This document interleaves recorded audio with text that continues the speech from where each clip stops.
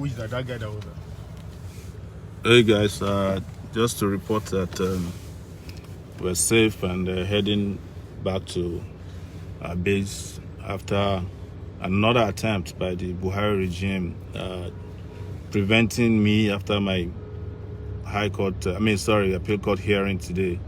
I headed out to go to Kanu's trial, the so-called trial, and upon arriving there and approaching the DSS people, we were told that my name was not on the list, as usual. After a little bit of conversation, they said we should go across the street while they do something about my ability to attend. But while we were there, we discovered that the Buhari regime had placed his thugs in the place. This time around, armed thugs. They were there with knives and they wanted to hurt us. But luckily enough, people were prepared and they ran away.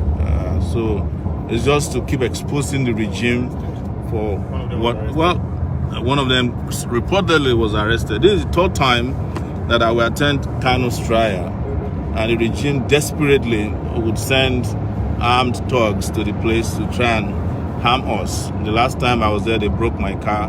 But I made a promise to myself that we would not let this kangaroo system continue in our country, and we'll do everything we can to ensure that our citizens or non-citizens or those who are asking for their fundamental rights, whether it's self-determination, whether they are calling for a revolution or they are asking for political space to breathe, or those who are expressing merely their fundamental rights to freedom of expression, are not caged by this regime. And that's why, after a tedious day in court today, at the Court of Appeal, I decided to go to Kanu's trial. Of course, you saw what they did, and I hope some of you saw this online, watching it. So we will now go back. I heard the case has just been adjourned to February 16. That's my birthday. I'll probably have my birthday in front of the Federal High Court until the regime respects our right to freely live in this country and freely express ourselves. We will not back down until, of course, you all now know there's a revolution. Nigeria is not going anywhere. You can imagine before, thousands of security agents, there were soldiers there, DSS men there were policemen there, and all of them could not prevent these thugs who were wielding knives from attacking innocent persons who had come to freely witness a trial that should have been public in the first place. So you saw it all, and I just want to say we'll continue to give the best support our energies, our convictions, and our persons can give to ensuring that there's justice for not only Nnamdi Kanu, but everybody in this country who are trapped within this unjust, insane, and unhappy system created by Alhaji Muhammadu Buhari. So we've seen it again, witnessed, and a very, very brazen attack on citizens. This man has completely destroyed Nigeria, and you saw that what they did yesterday, where thugs were allowed into the premises of the Federal High Court because they are giving them flags, and those who came to solidarize with Nnamdi Kanu, including his lawyers, were prevented from entering the courtroom. So we will be doing this, no matter what they do, as long as there is life. We will continue to challenge the very, very insane, tyrannical, despotic Buhari regime until the regime is defeated. The regime is defeated, and that's what we want to report back to you, that we're safe and we're on our way back to our base. And you now know that nobody is safe in this country. Whether you're expressing yourselves freely or not, you are not safe in Nigeria. And it was made so not for Southerners or North Central people, but for every Nigerian. I just heard that 200 people were killed in Zamfara today. They didn't even make any attempt to put policemen or DSS men that that they had put just for Kanu's trial. If they put half of them in Zamfara, the place will be peaceful and safe. But that's not their priority. They don't care about you. And they will never care about you until you people start to care about yourselves. Yeah, so, and this goes to all of you who are out there always giving excuses, maybe because you're afraid or because of what you think you're benefiting or what you're benefiting.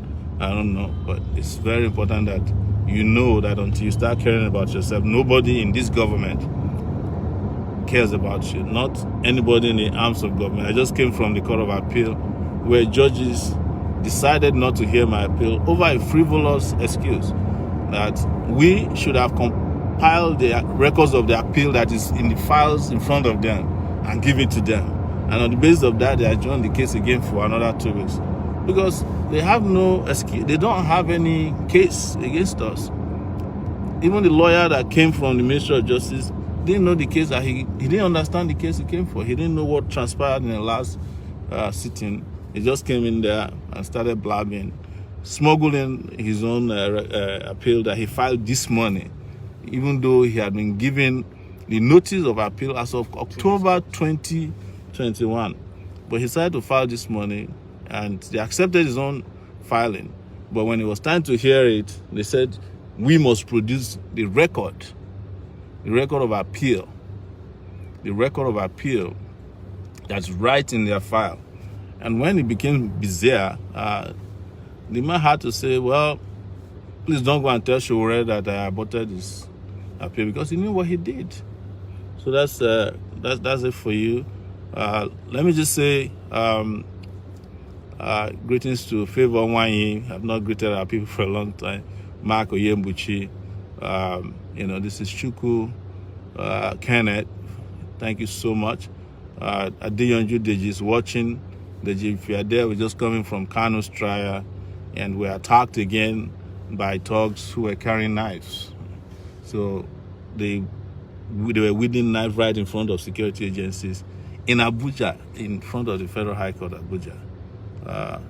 So that's where we are, but we will not let them sink us in this country. It's not happening.